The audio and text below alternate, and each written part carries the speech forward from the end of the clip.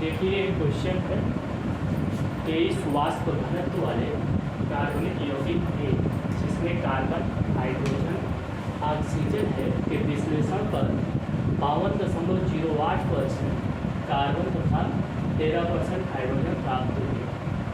ए को सांद्र H2SO4 के साथ गर्म करने पर एक असंतृप्त यौगिक B प्राप्त होता है। B को जब सांद्र H2SO4 के में प्रवाहित करते हैं तो यौगिक C प्राप्त होता है, जिसे जल के साथ हल्का गर्म करने पर पुनः ये प्राप्त हो जाता है। तो यौगिक ABC की पहचान करना है और इनकी अभिक्रियाओं को देना है। तो इस प्रकार से देखें, सबसे पहले दिया गया है यौगिक A का वाष्प घनत्व, यौगिक A का वाष्प घनत्व कितना है 23। तो यौगिक A का अनुभाग, यौगिक A का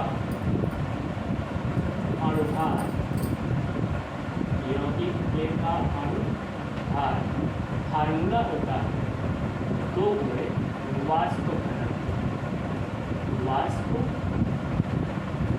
घनत्व क्या हो जाएगा, ये आपका हो जाएगा 2 गुणे 23 मतलब 46। तो अनुभाग कितना है 46। अब जो है आपके पास कार्बन का परसेंट दिया गया है, कार्बन की प्रतिशतता दी गई है 52.08% और हाइड्रोजन की प्रतिशतता दी गई है 13%। तो निकालेंगे ऑक्सीजन की प्रतिशतता। ऑक्सीजन की प्रतिशतता बराबर होता है 100 माइनस कार्बन की प्रतिशतता और प्लस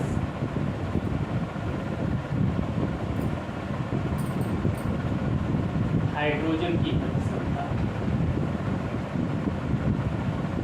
तो आपके पास ऑक्सीजन की प्रतिशतता बराबर हो जाएगा 100 माइनस कार्बन की प्रतिशतता 52.08 और प्लस हाइड्रोजन की प्रतिशतता 13।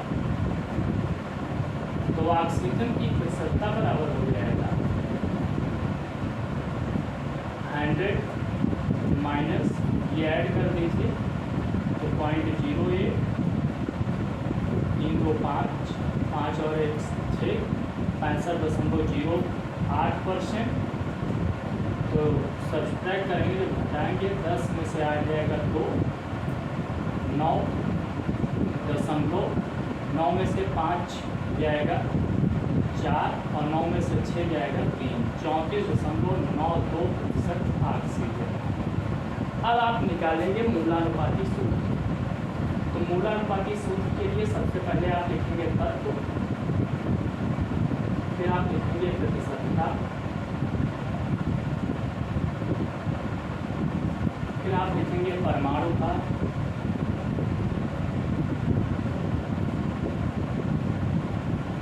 फिर प्रतिशतता बटे परमाणु भार बटे परमाणु भार, फिर आप लिखेंगे सरल अनुपात, सरल अनुपात। तो कार्बन है, हाइड्रोजन है और ऑक्सीजन। कार्बन की प्रतिशतता दी गई है 52.08, ऑक्सीजन की, हाइड्रोजन की 13 और ऑक्सीजन की 34.9, कार्बन का 12, हाइड्रोजन का 1, ऑक्सीजन का 16 होता है परमाणु का। कार्बन प्रतिशतता 52.08 बटे 12, 13 बटे 1 और 34.92/16 सबको डिवाइड करेंगे। बच्चों का 48, 4 बाउंड हो जाएगा। फिर आपके पास 40 हो जाएगा, बर्नियाई 36, 4 40 और बच्चों का 48, 4.34। 1 से भाग देंगे ये 13 ही आएगा। 16 से भाग देंगे तो ये आ जाएगा 16×48, 16 दूनी 32, 2 और फिर यहाँ पे 2 बचेगा, हो जाएगा 29, 16 एकम 16 और आपके पास ये 29 में से आप 16 घटा देंगे तो आपके पास 3 और 1 13 हो जाएगा 132, 16 128। तो ये आपके पास 2.18। अब इसमें सबसे छोटी डिजिट जो रहती है उससे क्या करते हैं, सबको डिवाइड कर देते हैं। सबको डिवाइड करने के लिए क्या करेंगे कि 4.34/2.18 डिवाइड करेंगे। सबसे निकटतम वैल्यू जो होती है उसके अनुसार चलते हैं। तो जो पूर्णांक आता है पूर्णांक नोट करेंगे, लगभग 2 आएगा। यहाँ 13 को 2.18 से डिवाइड करेंगे, 2 6 12 लगभग 6 आएगा और 2.18 डिवाइडेड बाई 2.18 ये आपके पास आ जाएगा 1। तो यौगिक का मूलानुपाती सूत्र,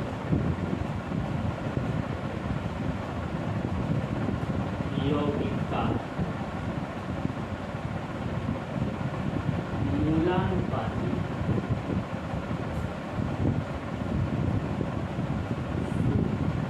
बराबर हो जाएगा आपके पास C2H6O1। तो यौगिक का मूलानुपाती सूत्र भार आप निकालेंगे। यौगिक का मूलानुपाती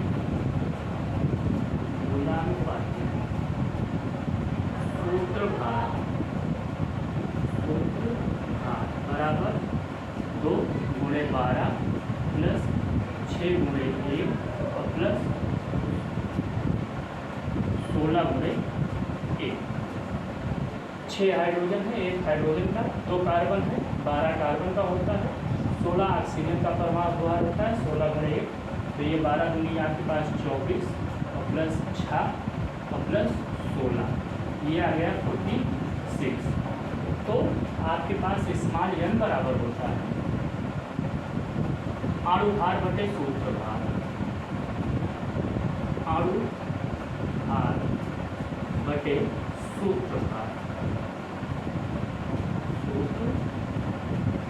अणु भार आपके पास निकालें कितना है 46, तो 46/46 आ जाएगा 1। तो यौगिक का अणु सूत्र, यौगिक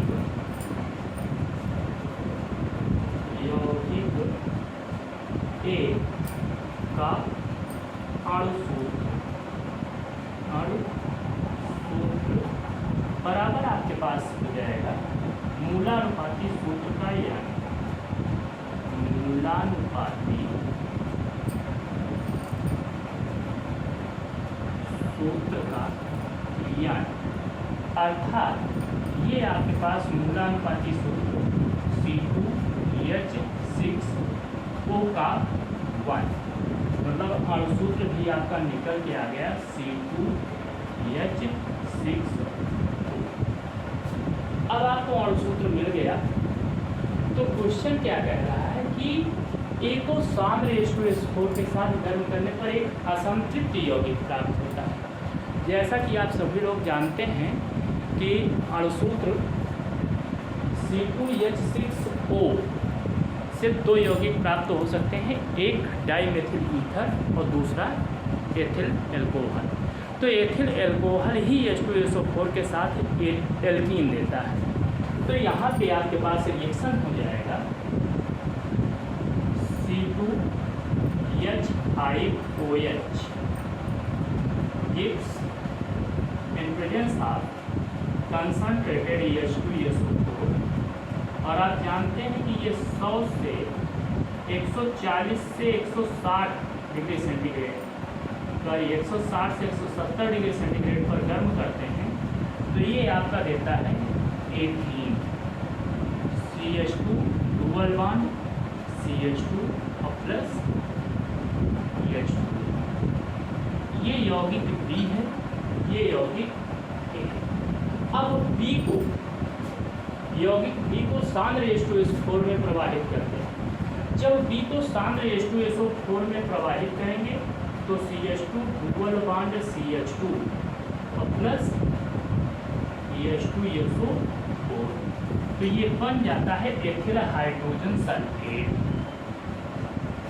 CH3 CH2 HSO4। ये यौगिक C है, इसका नाम है एथिल हाइड्रोजन सल्फेट। अब जो है ये यौगिक C फिर से CH3 CH2 HSO4 तो हम जल के साथ गर्म कर देंगे, गर्म कर देंगे, फिर से हमारे पास क्या बन जाएगा, C2H5OH बन जाएगा, C2H5OH और प्लस H2SO4, पुनः यौगिक A बन गया एथिल एल्कोहल। यही आपका आंसर है।